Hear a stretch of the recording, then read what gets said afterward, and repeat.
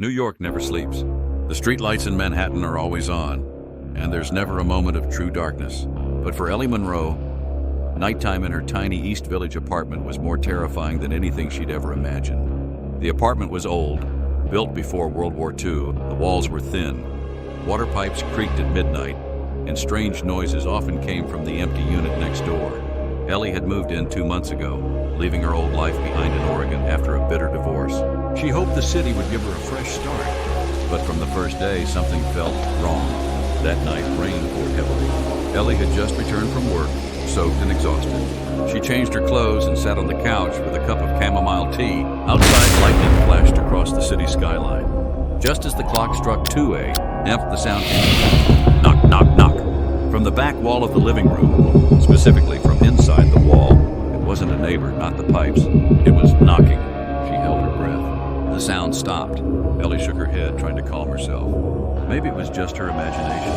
But when she turned toward the wall, she saw something that made her blood run cold. A shadow, like the silhouette of someone standing behind the wall. Ellie jumped up. She approached the wall slowly. Her hand trembled as she touched it. Cold. Still. No more sound. But the shadow remained, faint but real. Ellie pressed her ear against the wall. Silence. Then a whisper. Ellie. She fell backward, crashing into a small table. Her teacup shattered. Panicked, she grabbed her phone and called the building manager. No answer. 2 in the morning. Who would pick up? The next day, Ellie went to see George, the building's handyman. The old man knew her well, always friendly. The unit next door is empty, right? He asked softly. George stared at her, then gave a slow nod. Been empty 3 years, since the incident. What incident? George was silent. His eyes looked distant. Young guy lived there. An artist. Said he liked to paint shadows. One night he disappeared.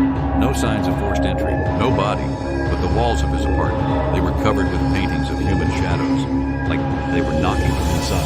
Ellie shivered. Are the paintings still there? George swallowed hard. No one's dared to go back in.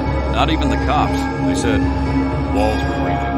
The next night, Ellie tried to ignore it. She turned on all the lights, watched comedy shows, and wore headphones to drown out any sound. But at exactly 2 a.m., the lights flickered and died. Total darkness.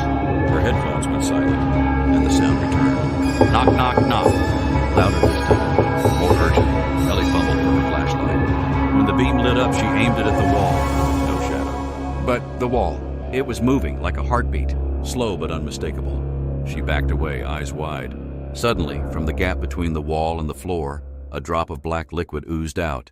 Thick, sticky like ink or rotting blood. Ellie screamed and ran out. The emergency stairs were shrouded in mist. The air felt heavy as if something watched her.